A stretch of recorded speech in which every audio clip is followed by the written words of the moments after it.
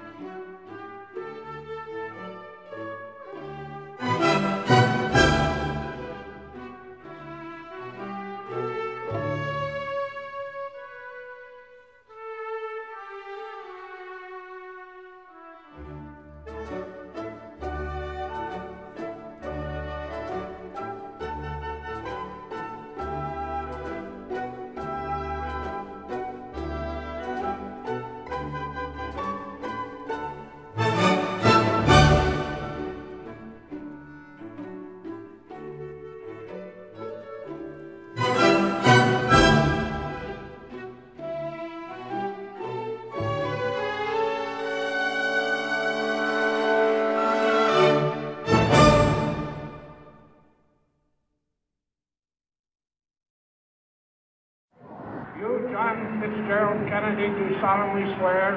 I, John Fitzgerald Kennedy, do solemnly swear. That you will faithfully execute the office of President of the United States. That I will faithfully execute the office of President of the United States. And will, to the best of your ability. And will, to the best of my ability. Preserve, protect, and defend the Constitution of the United States. Preserve, protect, and defend the Constitution of the United States. So help you God. So help me God.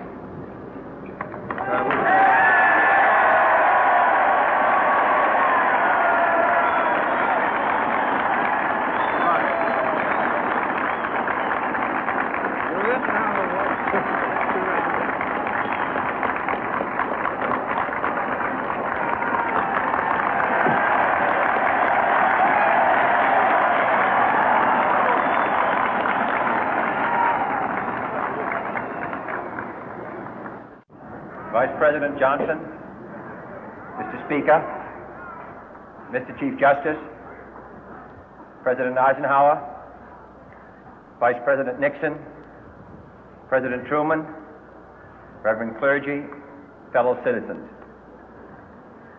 We observe today not a victory of party, but a celebration of freedom, symbolizing an end as well as a beginning, signifying renewal as well as change.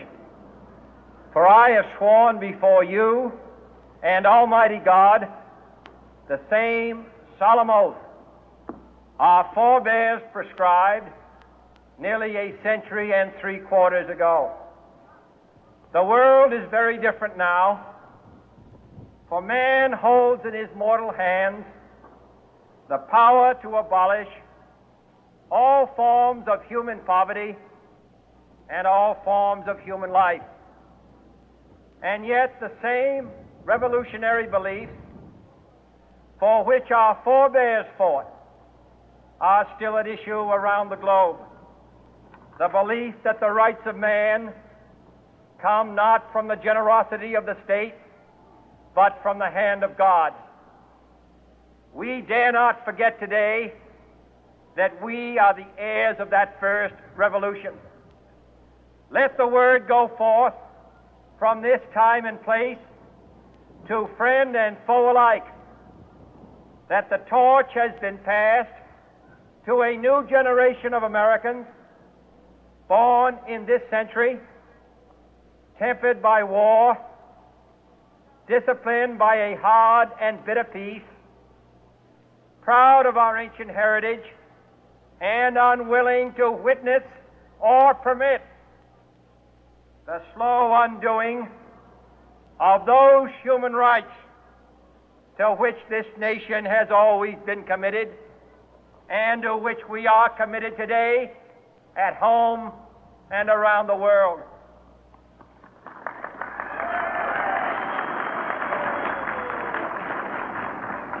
Let every nation know, whether it wishes us well or ill, that we shall pay any price, bear any burden, meet any hardship, support any friend, oppose any foe to assure the survival and the success of liberty.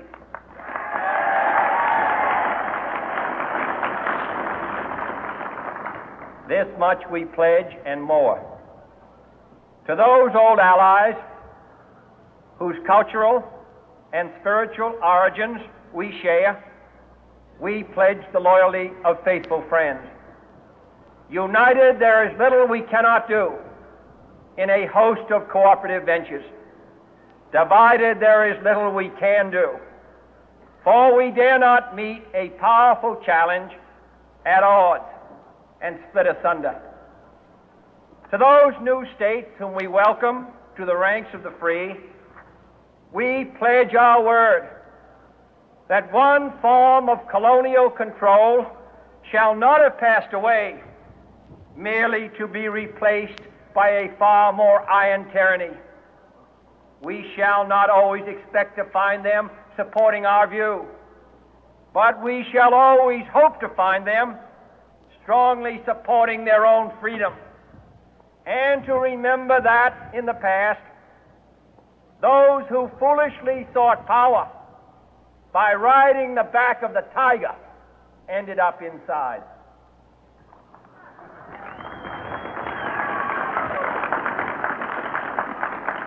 To those people in the huts and villages of half the globe struggling to break the bonds of mass misery, we pledge our best efforts to help them help themselves for whatever period is required, not because the communists may be doing it, not because we seek their votes, but because it is right.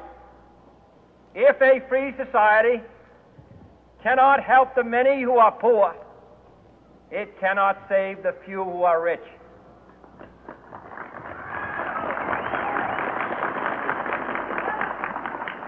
To our sister republics south of our border, we offer a special pledge to convert our good words into good deeds, in a new alliance for progress, to assist free men and free governments in casting off the chains of poverty.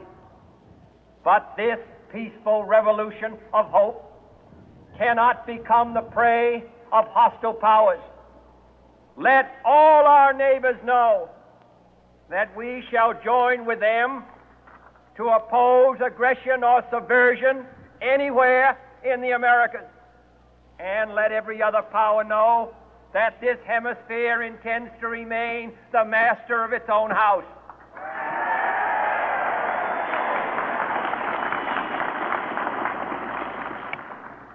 To that World Assembly of Sovereign States, the United Nations, our last best hope, in an age where the instruments of war have far outpaced the instruments of peace, we renew our pledge of support to prevent it from becoming merely a forum for invective, to strengthen its shield of the new and the weak, and to enlarge the area in which its writ may run. Finally, to those nations who would make themselves our adversary, we offer not a pledge, but a request that both sides begin anew the quest for peace. Before the dark powers of destruction, unleashed by science, engulf all humanity in planned or accidental self-destruction, we dare not tempt them with weakness, for only when our arms are sufficient beyond doubt can we be certain beyond doubt that they will never be employed. But neither can two great and powerful groups of nations take comfort from our present course, both sides overburdened by the cost of modern weapons, both rightly alarmed by the steady spread of the deadly atom, yet both racing to alter that uncertain balance of terror that stays the hand of mankind's final war. So let us begin anew, remembering on both sides that civility is not a sign of weakness, and sincerity is always subject to proof. Let us never negotiate out of fear, but let us never fear to negotiate.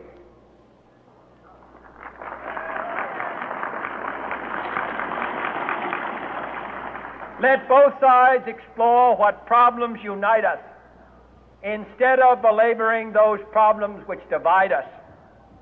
Let both sides, for the first time, formulate serious and precise proposals for the inspection and control of arms, and bring the absolute power to destroy other nations under the absolute control of all nations.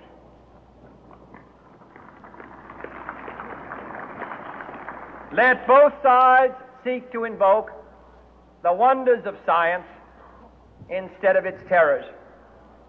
Together, let us explore the stars, conquer the deserts, eradicate disease, tap the ocean depth, and encourage the arts and commerce.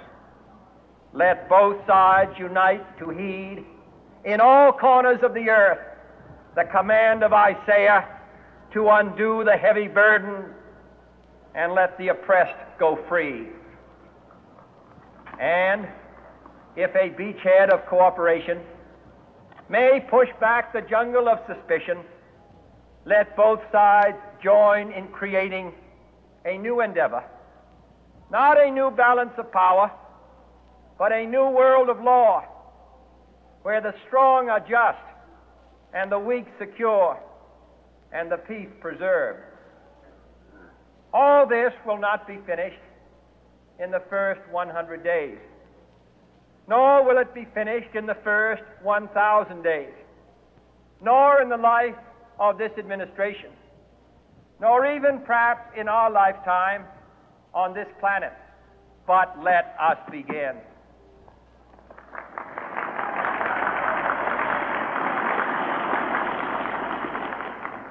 In your hands, my fellow citizens, more than mine, will rest the final success or failure of our course. Since this country was founded, each generation of Americans has been summoned to give testimony to its national loyalty. The graves of young Americans who answered the call to service surround the globe. Now the trumpet summons us again, not as a call to bear arms, though arms we need, not as a call to battle, though in battle we are, but a call to bear the burden of a long twilight struggle, year in and year out, rejoicing in hope, patient in tribulation, a struggle against the common enemies of man, tyranny, poverty, disease, and war itself. Can we forge against these enemies a grand and global alliance, north and south, east and west, that can assure a more fruitful life for all mankind? Will you join in that historic effort?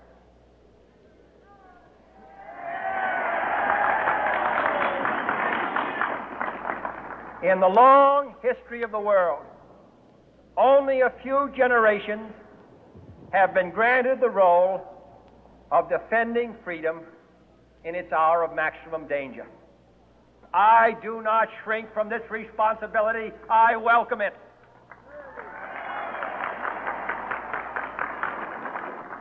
I do not believe that any of us would exchange places with any other people or any other generation.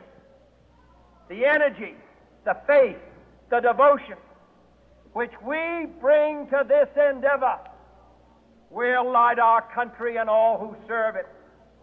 And the glow from that fire can truly light the world.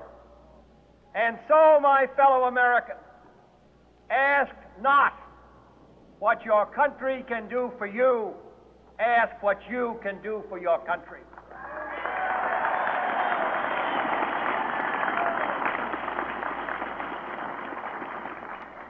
My fellow citizens of the world, ask not what America will do for you, but what together we can do for the freedom of man.